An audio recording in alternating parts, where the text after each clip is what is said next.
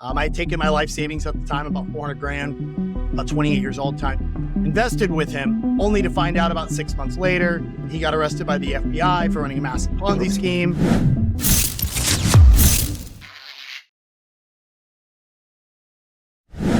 Hey guys, welcome back to the High Voltage Business Builders Podcast. As usual, got a great guest today. We're going to dig into some topics that might be of interest to you in the world of finance and business development, maybe even crypto, maybe even new world order stuff. Who knows? We'll get into that without getting us into any YouTube flags. What do you say, Brian? Yeah, that sounds great, man. I'm excited. Let's start off with this.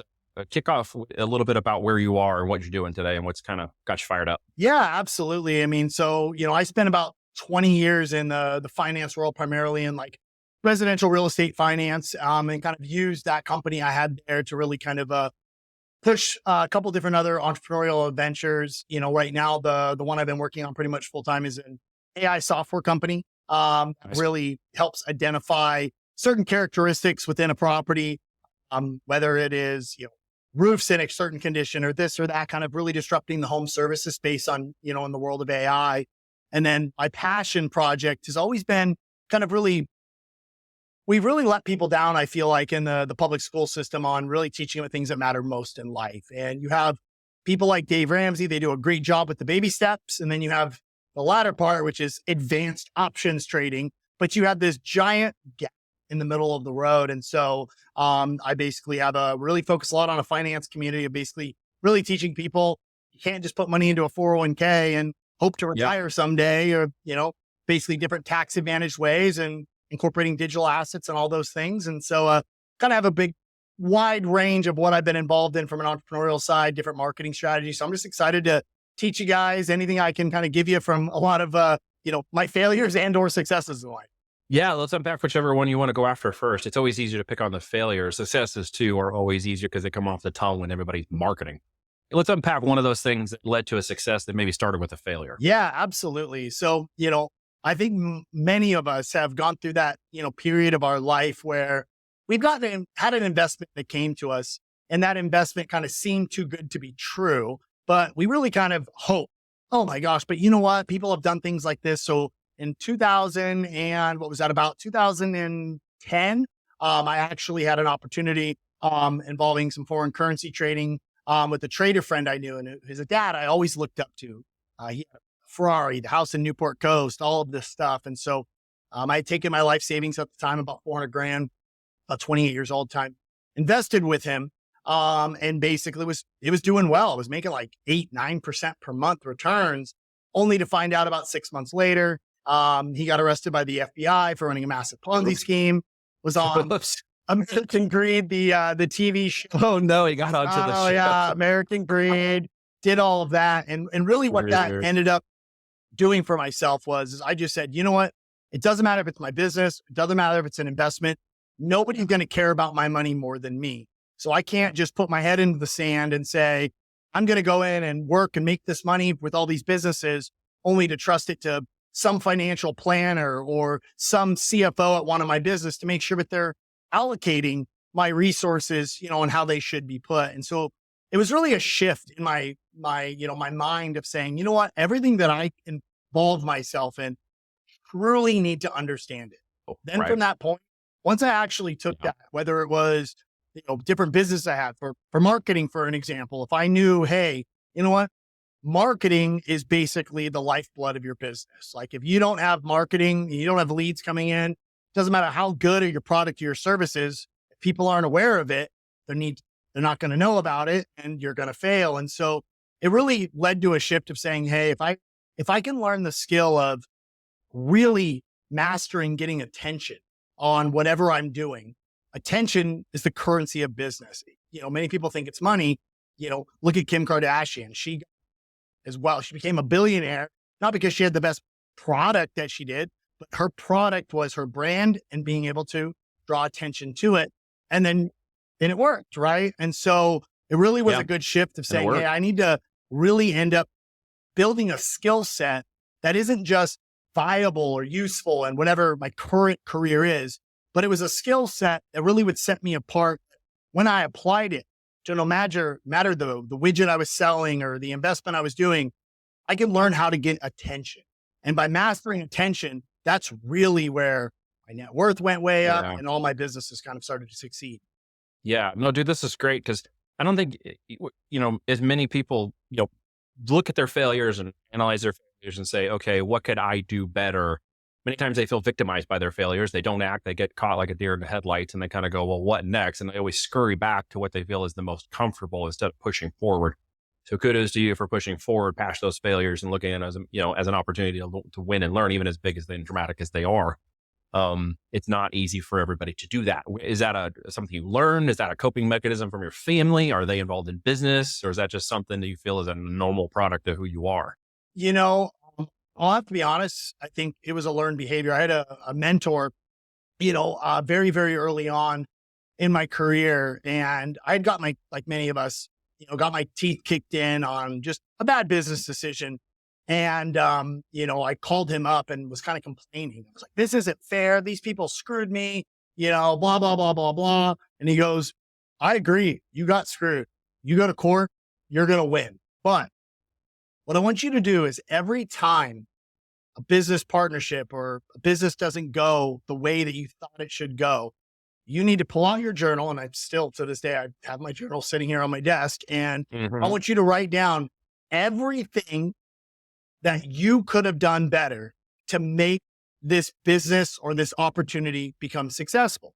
And I want you to write that down and I want you to do it over the weekend with a clear head. And I want you, if you basically were the defense side going and arguing against you, as the defendant, or excuse me, you as the plaintiff, and I want you to write and say, what would their arguments be? What could they point at to you and said, hey, well, the reason it failed is because Brian did this, didn't do this, didn't do this.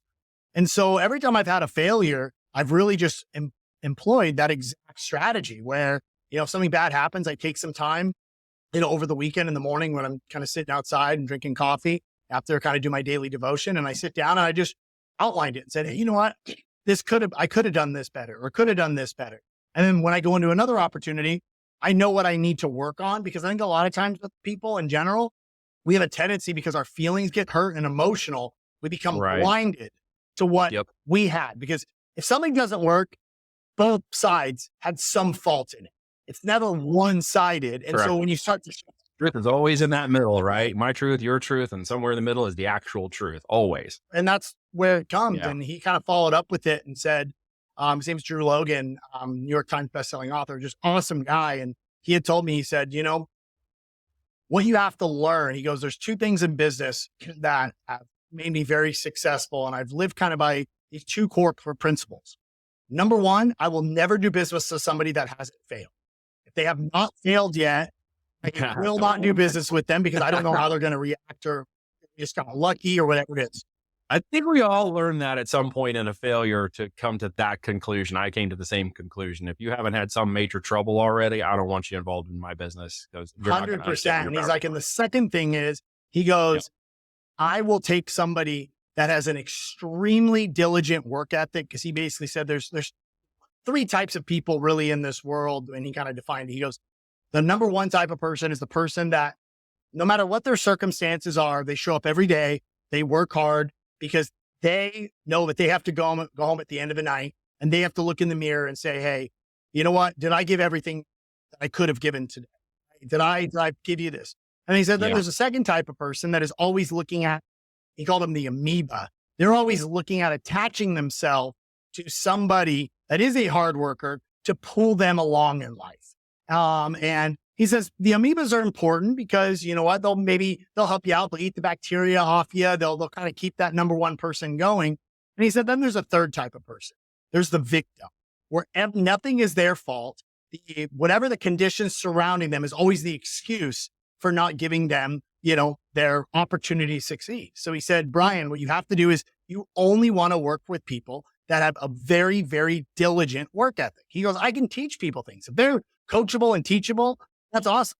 They show up. Yeah, I can teach them to do anything, but you cannot teach somebody to have work ethic. I resonate with that. I talked about this on a podcast the other day. It was kind of like, look, give me and this is going to sound negative to some people's brains, but give me a middle IQ person who's a hard, diligent, shows up and works and follows the process over somebody who's higher intellect, who wants to sit around and tell me all the things they think they can do better, or somebody else did something better, or they don't actually take any action perfectly, but they got this high IQ and they think they're going to just figure out their way to do it better. No, I'd rather the person just comes in, does the diligence, work the process of like, you know what, I don't know what I don't know, because humility is a big factor in the three things you just said, and will humble themselves to the process of learning and actually figure it out and get it done until they get to a point where they can maybe teach somebody else to do it. It's a very powerful way of looking at it. And you are right. Those people exist in that capacity. And sometimes we get caught up in our emotions and our drive and our business, thinking about maybe too much more profit versus purpose and value. And those people just weed their way in. They're pretty good at it, aren't they? I'm curious on your thoughts on this. So one of the things that I've really kind of noticed, in evaluating a lot of my in businesses is when you're looking at somebody and we're talking about being very diligent in the way that they work. And I look at, and I've kind of noticed, at least in my businesses, there's been two types of people that have really, really stood out. Number one are collegiate athletes. I have had the most unbelievable success in hiring collegiate athletes, people that played sports at a high level. And then number two, I've had an unbelievable success rate of hiring somebody that wasn't the straight A valedictorian student. They got B's, and those two characteristics for me, I've had the most success in hundreds of employees across my career. I'm curious if you've seen the same thing. Exactly. In fact, I've found the trouble in establishing those boundaries and defining who those people were going through the employee process. And once I got out of the employee process and kind of got rid of employees, I figured out it was easier to train that level of person into a business position and enable them to own, operate, and understand and control a business, with then moving to coaching and mentoring. Once they got control and stuff, they became 10 times more powerful of an ally, of a business developer, the persons we buy companies with, who operate companies now, because the performance, the show up, and the aptitude to learn was basically built into them. They just needed the process and the path to walk down 100%. And you can't buy that into employees. That's one of the things I discovered. I mean, you want to try to pay people more money. And I get it. There's employees that need certain companies to run in certain ways for certain reasons. But in our model, in my thoughts and the way we run our model in e-com is I train up operators and let the business owners become successful in what they do. And it weeds out that 3-tier structure of mindset. Even if they think they're one side and they get in here and discover they're actually this person, they're not actually directly impacting my business, impacting their business first, which is a danger for us too, because we brought them in and they're, it's part of my brand and I want to see them succeed. But as I'm sure and others listening to this call are going to understand, not doing it already, you can't lead a horse to water and make it drink. That's one of my favorite sayings.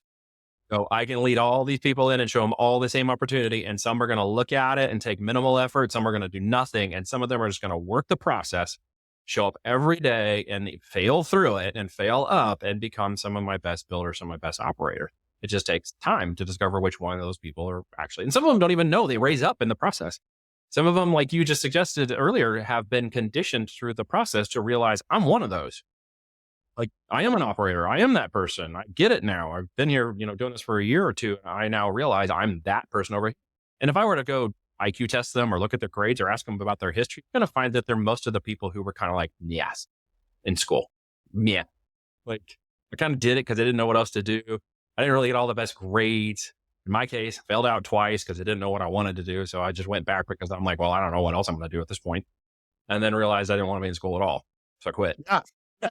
It's funny because my daughter's 10 and my son's 8, and my son doesn't even have to try, get straight A's. Life's just easy to when it comes academically. Whereas my daughter has to work a little harder for her grades. But my daughter, her room is dialed in at all times. She's always asking for different ways to make money. She's got that hustle that you just can't have, right? And you can't do. And so we were sitting down and I was helping them with their math homework. And my daughter looks at me and she's like, Dad, I'm just having a real hard time just understanding why this long division is so important. I was like, well, what do you mean? She's like, Dad, let's just be real. Why do I need to focus my effort and my time on this when I can just ask ChatGPT how to do this long division? Like, doesn't it figure it out very fast. And I was like, I agree with you. So probably next year, what we're going to do is we're just going to hire in-home tutor. She's going to get her necessary things she needs to get done in 2 or 3 hours. And then she can start doing the things that she wants to be able to do, right? And so I think a lot of times with parents that are listening to this is we've been so conditioned that kids need to get straight A's. Your kids need to conform with this. I am sure just like you, I know hundreds of people that are multimillionaires and beyond.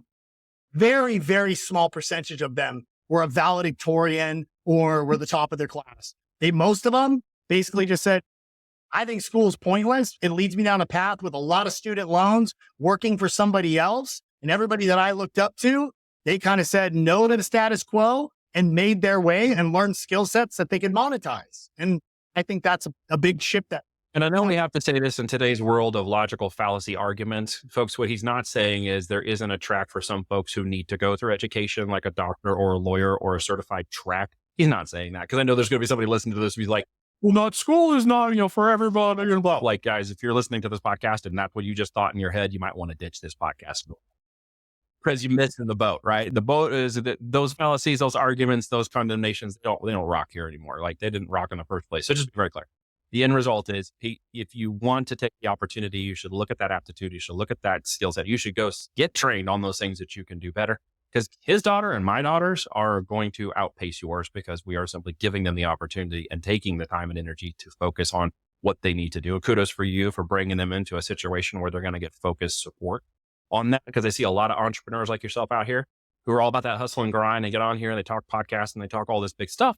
And then I find out they got their kids completely in the system. And I'm like, but all the stuff you're talking about, you're doing, you're focusing, your life, your mission, and you threw your kids in the system? Like, I can't reconcile that. And it's funny, our kids go to a private school here in Arizona, and everyone's like, oh, lucky private school. Newsflash.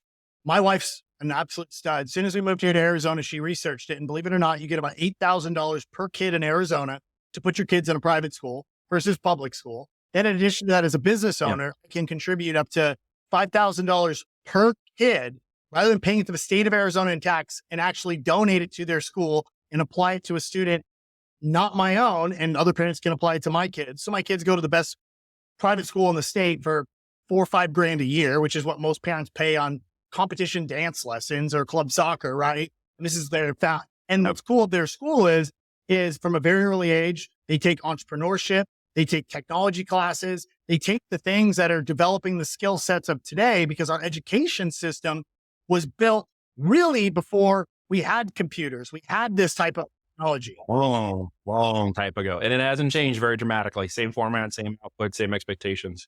Literally. Build worker bees. And it's ridiculous. And I think a lot of parents, your point is, they strive as entrepreneurs to show all these things that they've accomplished in their life and done. And then you look at them being a parent at home and they're lazy. They put their kids in the public school system because it gives them more time to be able to work on their business. But if you're out there as an entrepreneur and you're trying to quote unquote help people and do all these things, but then you're putting your kids in the system, like, who are you as an individual? You're the biggest hypocrite of them all. It's contradicting, because then I listen to their conversations about their kids and their dealings and their social media activities and all this negativity and stressful things they have in their environment. And yet they're over here in one lifestyle, but when they get home or off the job or get off the mic, they're in another lifestyle. And I'm like, that's so stressful. Like, why don't you just put it all together? Like, that doesn't happen in my house, because it's all together. It's all one. And some of the things you're saying as a business owner, for those who are listening who are W-2 or might want to become a business owner, you're not going to get some of those benefits, that write-off, that tax opportunity, that ability to move your money and shift, and wealth without Wall Street and all the stuff we're talking about. You can't do it as a W-2 employee. You got to be thinking forward as to, how do I get into a position where all the laws, legalities, tax loopholes, benefits, grants, all the stuff that we can get or remove from taxes for donations to children and paying our kids for as employees up to $14,000 a year and writing that off. So you can't get any of those benefits. So if you understand all that in its simplest term, you got to start a business, some kind, right? Yep. Yeah, that's where a lot of people, I got a disagreement with somebody lately, and they're like, well, it's so easy that you're self-employed, you can do this. I go, you realize my dad was a forklift driver. I didn't have some crazy, Ivy League education. I had the same opportunities to start a business as you did. Correct. It's not my fault that you are choosing to just work for the status quo, and then you're upset that you're not getting all these benefits of being self-employed, because with the benefits of being self-employed, you have the risk. I don't know when my next paycheck's going to come. It's based on, I eat what I kill. And this is a benefit for contributing to society. You as a W-2 employee, maybe your work is helping your company grow to hire people, but just like you, Neil, like, our direct actions are increasing the economy and hiring people because we're in charge of that. And for taking that risk and expanding it, there are these benefits, and you can start a business. It doesn't need to be full-time. I don't think anybody, should get rid of their golden goose. If you're a W-2 employee making 150 grand a year, well, guess what? You're working 40 hours a week. You got a lot of time left other than watching Netflix or working, go and start a business. Go take some little of that ambition and actually put it into an exercise. Like you can't just get up and run the marathon. You got to think about this in a years of 6 and 12 and 18 months changes. You need to be mentally prepared that you're about to run a marathon. So first you got to realize, first you get off the couch, then you got to get ready to prepare and train. And then you got to spend the next 3, 6, 9, 12 months actually doing an everyday exercise of some kind, or it's not going to change. If you don't put in that work, it's not magically going to change. A $1,000 course on the internet is not going to make you a 7-figure business. I've seen that done like 0.01% of the time. The ones that actually make it are the ones that put the daily, weekly, monthly effort in, and they'll do it over 12, 18 months. In fact, they'll do it, as I like to say, as long as the piece of string is. How long is a piece of string? All right. Yeah. It can be infinite. Yeah. It's whatever length you cut it. All right.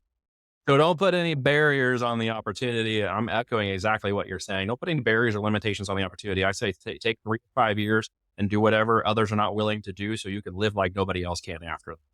I'm proof positive of that. I'm 17 years into this, but like you, I eat what I kill. I build what I build. And those who benefit from that create part of our GDP. We build supply and service, manufacturing and products, pay for companies who do that stuff, coaches and people and consultants and operators and people who build graphics and images. And we got a whole economy that is revolving around this enterprise.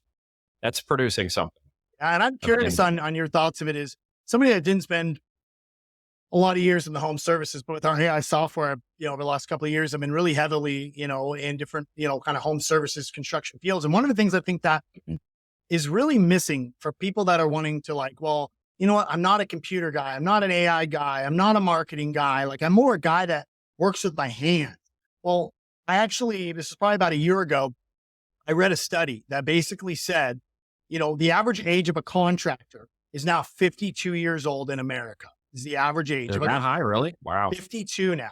And for every 7 contractors that retire, 1 new person enters into the field because millennials and, Gen Z doesn't like to work in the sun. Right? They just don't like to do it. Or the cold, right? Or the rain, or the wind, or exactly. And you look at it, and it's because really came under Obama, and even before that, it was the summer of love, and they're pushing people to go to college and all this stuff. But we lost sight of technical school.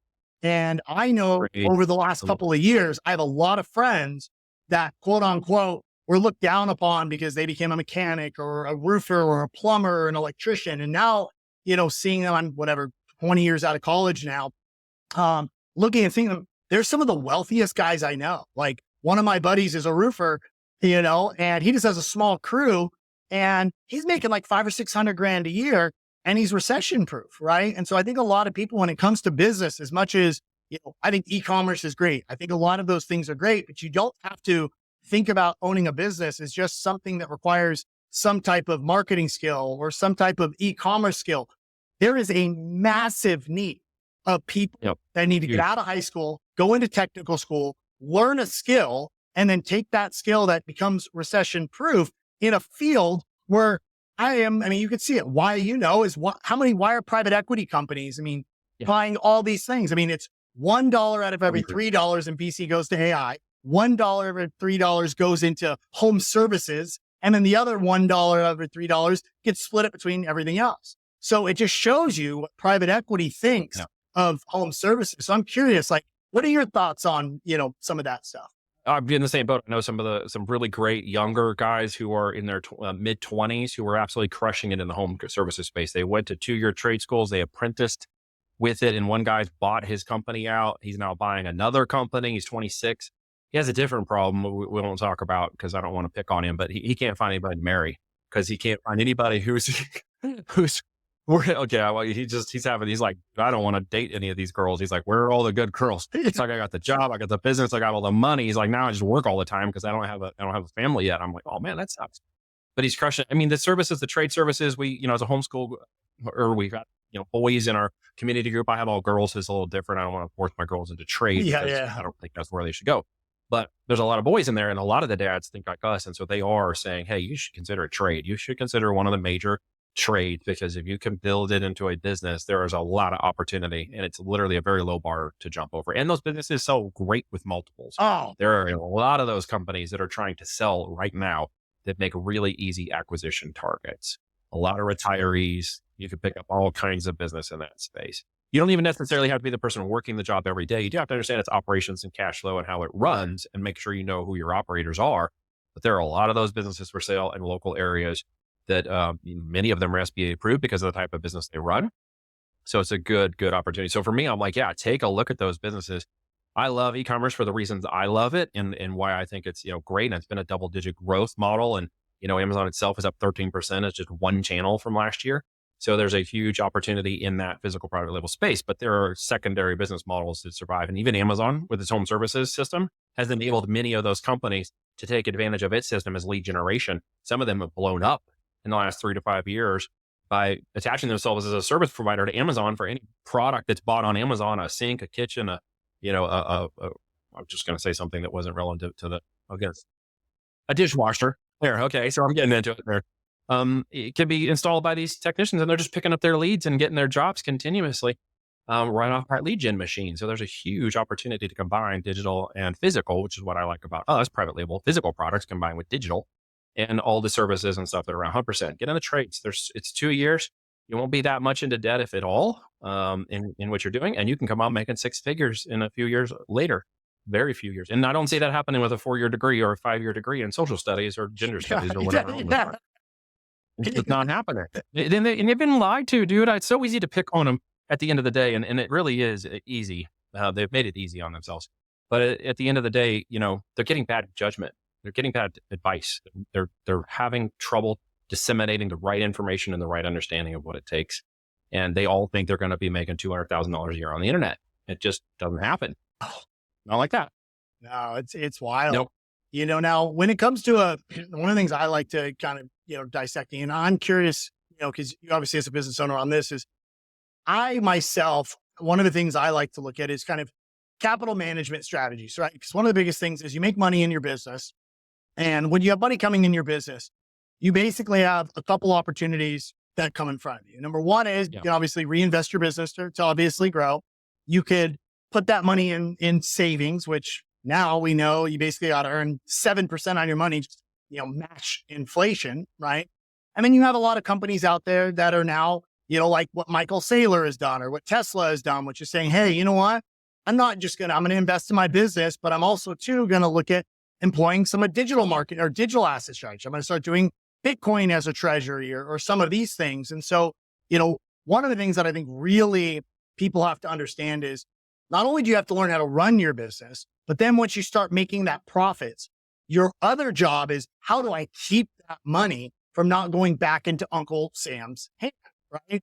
And when you look at that, I know with me, and one of the reasons we left California, you were talking, I were talking offline last time about this is, I would make good money, had multiple years of, multiple 7 figures. And then I would sit down and be like, okay, the way you're telling me this, I got to pay 13% to the state, 34, 36% to the Fed. So I'm basically working till July for the government, right?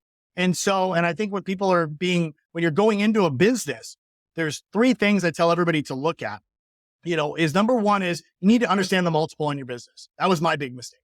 I started a mortgage bank, did it for 20 years, made a lot of money, and you can make a lot of cash flow of it. But then the year, I'll never forget it, we made like, I don't know, $7 million or whatever it was in profit. And I got an offer to buy my business at $10 million. And I was like 1.5 times.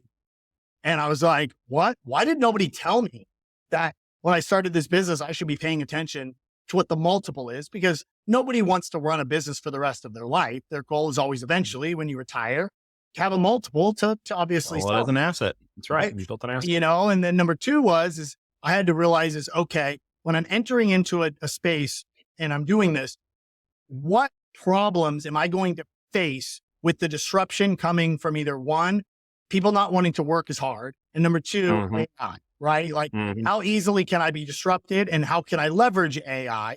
And then number 3 is when I am making this money, what am I going to do with it? So I put it into Uncle Sam's. So I put as little into Uncle Sam's hand as possible. And so I'm curious on your side with, the e-commerce side where you're talking about services. Now you're getting a 6 to 8 multiple. Did you ever, make any of those, mistakes when you started a business, not understanding the multiple, or what are your thoughts on We that? didn't focus on it first because it was really when you start the business, your whole goal is to learn and adapt and grow and just figure out the processes and systems. It's very difficult to put a thought process in place that says, well, in 5 years, I plan to exit this company and I'd really like to do it for why. If you can put that in the framework of the business and start it, thinking about the end in mind, that's a win. If you start thinking that, from the beginning with the end in mind, you're going to build a business differently. You're going to think about it differently from cash flow and cash deployment, and whether you borrow capital or trade assets to capitalize the business, inventory, marketing costs, whatever it is, logistics. Then you're going to have a very different thought process that in 3 to 5 years, I could create a generational time or wealth exit that is going to catapult me 20 years into the future. Because with certain speeds at which we can move now and AI shifting and time compressing down certain activities, it's not impossible. And I got plenty of case studies to show that you can build an 8-figure company in 3 to 5 years. And with that, create generational wealth exits in not 20 years, 40 years. Okay. Like it used to take you 20 to 40 years to build an 8-figure company. The internet came online, and now we've moved in the last 5 years down to one man, multiple VA operations doing 8 figures that can sell for $10 million. And that's literally in the last 5 years. It's moving at that speed. So for me, it's like build something with the value in mind, build it with the end in mind. And then you purposely and intentionally are willing to take certain levels of risk, capitalization, time, energy, attention, and money to make that team effort work in 3 to 5 years, not, 30 to 50 years. So that's really people's opportunity. And my take is to do that. Whatever line of business you're in, I happen to choose e-commerce. But we didn't start that way. We started flipping products and doing our side hustle thing and kind of figuring out. And all of a sudden, when we got a few things right, we're like, holy crap, we can do this entire thing. We can do it bigger. We need to be in the physical product space. We need to own the brand and the PL, and we need to own the opportunity and the IP that goes along with it. And all of a sudden, you realize everything we were building was an asset. And with every asset, we can build multiple versions of that as long as we stay like a hedgehog, borrowing, good to great over here. Okay. Or we hedgehog. Stop getting out of all this. Well, maybe AI over here, and maybe we can do this thing over here. And maybe we did that once in the last 10 years and it failed because it was too far off of our normal mission, right? Of building and growing and accumulating these businesses. So for us, to answer your question, yeah, it just became a mantra of building the business. We call it the platinum principle. We even coined it. Build that business and exit that parachute whenever you want to, and literally building for that 3 to 5 year exit. So that is the framework by which we do it now. All of it. And right? it makes it You're like, well, why not cash flow? Because the word inflation. Yeah, exactly. And when you build with that end in mind, it also helps you just from a mental perspective of saying, okay, I know what the amount of work I need to put in and dedication is over this 5-year period of time. So Correct. when one of my mentors taught me, he said, there's no such thing as balance in life, but there is harmony. And he goes, if you think about it and you're dealing with like an a cappella group, you have some people who are singing their voice a little bit louder at one part of the song, and the other parts, they're singing along, but their voice isn't as heard. And he goes, when you look at that and you look at your mental, your spiritual, your physical, your work balance, and then your relationships, and you look at each one of those 5, well, guess what? There's periods in that time where your work voice and your effort and what you're having to sacrifice is going to be singing a much louder note. And it's not going to be an equal balance of 50-50 of work life, personal life balance. That note, that's of that loudness of that voice carrying that work and that hustle is going to be louder for a period of time. And then you're going to go through a season where that's going to get lower, and your personal life or your physical thing can be done. But at all times, it's like, and that really kind of changed my principle of being okay, where I'm going to have to sacrifice some things now, but I'm going to keep it in harmony, understanding that when it comes time, then my relationships can be singing a little bit louder and that can come down. And I think when I understood the definition of harmony in your life versus balance in your life, it gives yourself a little bit of grace. You don't have as much dad guilt. You don't have as much, those types of things. Yeah. The dad guilt. That's a big one for a lot of people I deal with, right? Because that time and what we call generational time freedom. The finances are empowering that, but if you don't put purpose and value over profits first, you're never going to get that balance, right? Purpose and value are family, freedom, my 5 F's of faith, family, freedom, fun, and freedom's the last one. Faith, family, finances, fun, and freedom. Get that right. If those are not balanced in your life, and you put profit ahead of that, and you sacrifice any one of those activities, trust me, firsthand experience. Ask me how I know. Yeah. Yeah. You'll Yeah. fail, and one of those things will suffer. Yeah. And I think we all have it. I know with sure like yourself, when I was an initial entrepreneur, not growing up with any money, you're in this crazy pursuit of money. And then what ends up happening is, yeah, right. That's true. And then you start making a lot of money and you start doing these things. I mean, whatever the number is for somebody, whether it's, 100 grand a month or 300 grand a month or whatever, that kind of number comes out. There's a point of diminishing returns where if you're making 150 or 200 grand a month, you're not exponentially more happy at $500,000, a month. What ends up happening, you'll realize it doesn't make the difference. It makes no difference. And then what you start to do is, I know for myself, it's been the times when my wife and I, had our foster care foundation that we ran. Joy that you getting, putting other families ahead of yourself and taking care of other people, the fulfillment and joy you get from that and that impact that you're having on society is such a greater joy than the second Ferrari or the second Lamborghini or all of that. And so you start to worry, you realize none of that isn't actually worth, and you start to go, well, that wasn't really something I wanted to pursue anyway. So you don't do it. Exactly. And then it changes your perspective and your choices. Yeah. And it's like, but it's easy for you and I to say that, but everybody knows we came from different places. If you listen to my podcast, I had 3 kids and a pregnant wife at once and went bankrupt and had $260 in my account. So I've been with my back against the wall and had to fight my way out of it.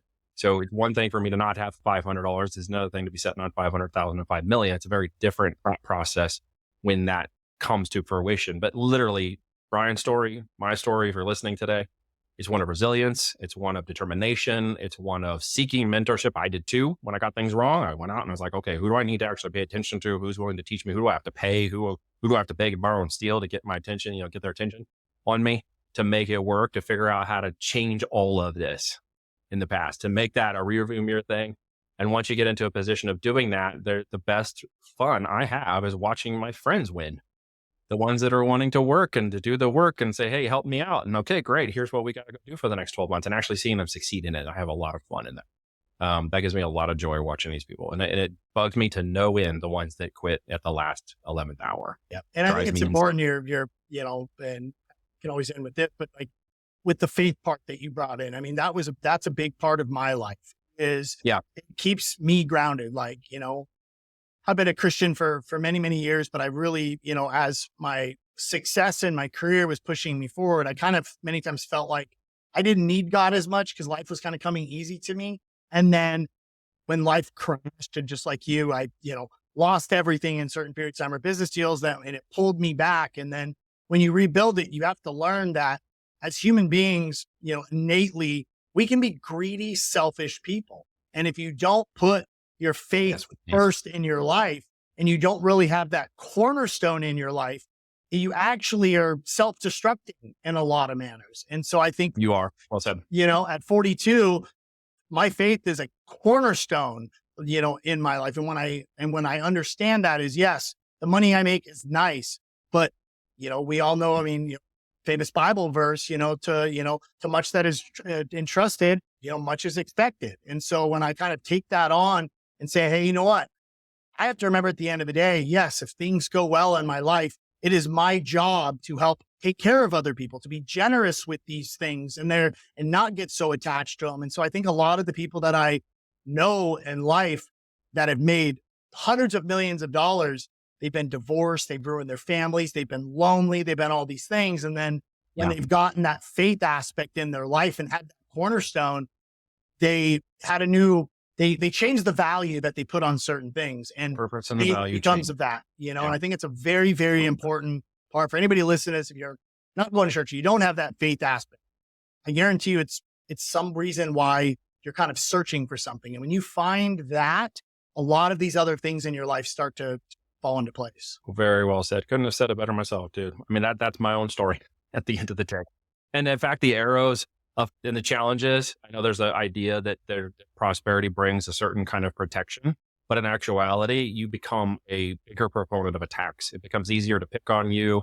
It becomes easier to hound your personal life and your, whether or not you're trustworthy. Like the arrows and the barbs just get bigger and stronger and come from different places. And many times it's completely unfair.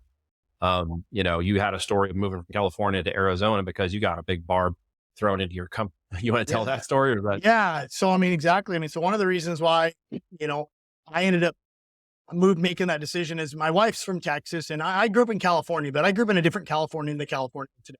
A lot of people don't realize that, when my grandparents and, even that generation was moving to California in the 50s and 60s, California was the Republican pro-business. Like that's where you went to go and to be capitalistic and to basically, allow, the Republican values to really shine. And then just over the years, I saw the degradation happen before my eyes where it wasn't that the best. It's like, I look at it from running a business and I'm sure people are going to disagree with maybe we're all entitled to our opinions. So whatever. My podcast, keep going. Yeah. So in my companies and not a single company I've ever seen that's been successful, do you put your SOP for your company based on the lowest performing employees?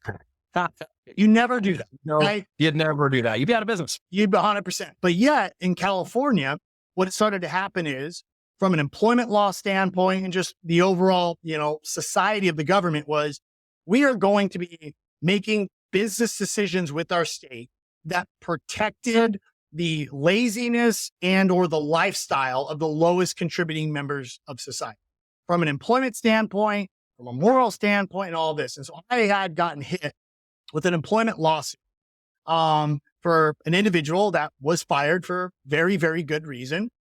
And we ended up getting served by the labor board. And the labor board came to us and said, hey, you're filing a lawsuit by, I won't say her name, X, Y, and Z person. And I looked at it and I'm like, okay, this person was an $18 an hour employee. Why is it $150 something $1,000? They worked for us for like 2 years. They were like, salary wasn't this much. We physically did not walk over to her desk and kick her out of the office for 15 minutes to take her 2-minute breaks. Mind you, this is not a massive corporation. There's 35 of us in the office. Had no problem taking her lunches. She definitely chatted away from her desk and hung out in the coffee break room. Everything else, a lot more than those 15 minutes. Right. And we get an attorney, to get involved. The attorney basically said, well, you can fight this and you can fight with the labor board in the state, and I'll just be honest, you're not going to win, and you're going to waste another $200,000-$300,000 fighting it. Just pay the money and the fines. And I thought to myself, what? This person made $75,000 or $85,000 over 2 years that she worked for us, was fired for a very good reason, only to be come back and hit with double her total lifetime earnings at this company for not forcing her. And by forcing her, I mean, didn't manually make her put it down in her notes. And it's not like she didn't get paid for that time. She got paid for the time. And basically she just went in and filed the suit. And when that happened, I was like, I'm done. Like, I'm going to take this and move this company to a state, which was why we picked in Arizona, that it's just common sense, sense, right? Like if you're going to hit me with something, okay, whatever, hit me with I'll pay her 30 minutes, a day. So $9 a day times the period of time that she's worked for me. Okay, whatever, pay her $7,000 or whatever. But $150,000, and this is just one story of 100 of them that I know from people on this. And then you wonder why business owners, are a little bit upset about this. Because newsflash, we're paying our fair share of taxes, plus more than our fair share of taxes. Yes, we are. It's crazy. Yep. We pay our share. Yeah, and that's one of those bars. That's one of those arrows. It's like, at the end, you're just going, really? You just take the hit, you settle the loss, and you walk away, and nobody feels like they won except the person who did that, which is completely frivolous. And it raises costs on everything. And as a business owner, then that opportunity was removed from California and moved to Arizona. So anybody who might have been employed in your company is no longer going to be employed in California. It's very narrow-sighted, very low. I'm going to joke and call it low IQ. But from the whole players and the whole system of injustice that allowed those kinds of concerns to happen. And, I'm sorry on behalf of all the other business owners who well, frankly, you haven't been in business and been sued at some point. You probably haven't been in business long enough, or you haven't been doing enough things the right way where you just work somebody off and got a frivolous lawsuit. It's literally how it works. Yeah, I know. I'm afraid It everybody's been gives you sued. that rhino skin. I know my dad told me one time, I remember, because my wife, she doesn't run a business. So when you sue the average person, well, what did you do to get Oh, you're automatically guilty, bro. Yeah, it's like you realize in this country, unlike many other countries, you can sue somebody for anything. And even if you're wrong, you don't even have to pay their legal fees. Where in That's other nothing. countries around this world, if I go in and I frivolously sue you and I lose, I got to pay your legal fees, which keeps frivolous lawsuits down. But here in America, who cares? So everyone looks at it, just sue them, and it's going to cost more to fight it. So they're just going to settle out. So it just continually perpetuates this, part of it. And unfortunately, we've gotten in a backwards and an inverse world. And we could go on. I know you and I could go on for another hour about this topic, but the injustice system is backwards now. If it's said first on the television, it's true. Undeniably, because somebody said it first. If you sue first, well, then you're the one that's in the right. Everybody, oh my gosh, everyone else, oh, poor victim. Like that person, that was justifiable. Of course you sued because XYZ. Like, well, no, it's backwards. It's upside down. Yeah, guilty until proven innocent. And we're about to, yeah. Guys, if you've enjoyed this conversation as much as I have, go check out Brian Decker on the IG over at Instagram. Have a conversation with him. He is clearly in the AI space and developing systems and information. He's also big, got a huge crypto group over there. You guys want to chat? If you're learning about the world of crypto and alternative financing and wealth without Wall Street, one of the areas we like to talk about, as you know, because I consider e-commerce one of those great areas of wealth building, wealth preservation, to be in the e-com world. On the other side of the fence, I invest in crypto. Brian and I have talked about this in terms of, holding and assets. And, he's going to give me some insider tips. Maybe I'll share some of those with you guys on another podcast. But definitely go check out what he's doing, see what's up. And hey, one way or another, if you get something of value out of this conversation today, please go talk to Brian. Like, share, comment, and engage. If you want to know more about Voltage, go check out the book, go talk to him. One way or another, I think the theme, Brian, today is if you're not your own business, if you're not the only dog, everything, the scenery is not going to change. The opportunities are going to stay the same. So you got to get out there, build a company, lead and take an opportunity. There's some great places in the world to get involved in business building that don't cost, tens of millions of dollars or even hundreds of thousands of dollars to get involved in. But they will be something you want to work for the next 3 to 5 years. Am I right? 100%, man. And I think it's just, thanks so much for having me on. And I think it's just like anything else. Don't do the paralysis by the analysis. Make a decision and do something today. I mean, it's easier today than it's ever been before to start a business because we're in the information age.